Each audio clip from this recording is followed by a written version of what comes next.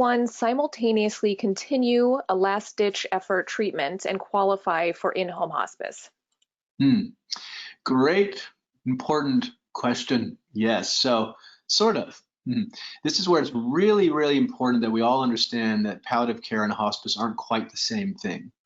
So again, palliative care is the bigger piece. In palliative care, you can look, there are many definitions. The World Health Organization, their Center to Advance Palliative Care, CAPC, CAPC.org. CMS, the Centers for Medicare and Medicaid Services, have their own definition. If you look at the definition of palliative care, I'm paraphrasing, it's essentially, within the context of serious illness, palliative care is the pursuit of quality of life and the treatment of suffering, right? No mention of death, etc. Now, hospice is a subset of palliative care that is also an insurance designation, so has much more stringent sort of tactical issues of what you can, how to qualify for hospice and what you have to give up to go on to hospice. So traditionally, to go on to hospice, you have to have 6 months or less to live, best guessed by 2 physicians, and you have to be willing to give up curative intended treatments. So those are made up ways to kind of keep an inside and outside view on hospice.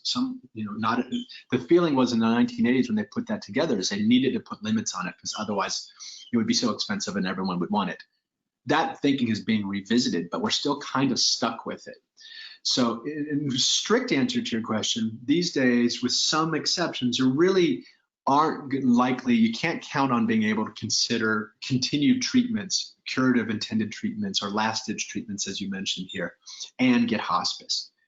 You can get those treatments and qualify for palliative care, right? A huge point.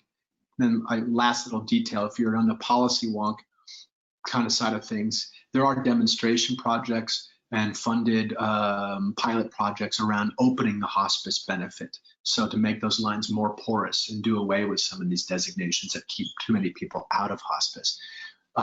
You can keep your eye on the Centers for Medicare and Medicaid Services there. Hospice Action Network, HAN.org, keeps a sort of tally of legislative efforts to kind of open the policies that affect the hospice world.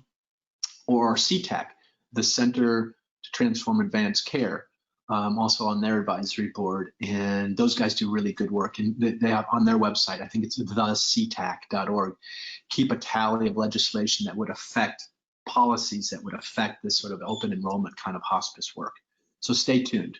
But to circle back, biggest, most important point here is not really with hospice, but definitely with palliative care. You get full tilt intensive treatment and palliative care concurrently.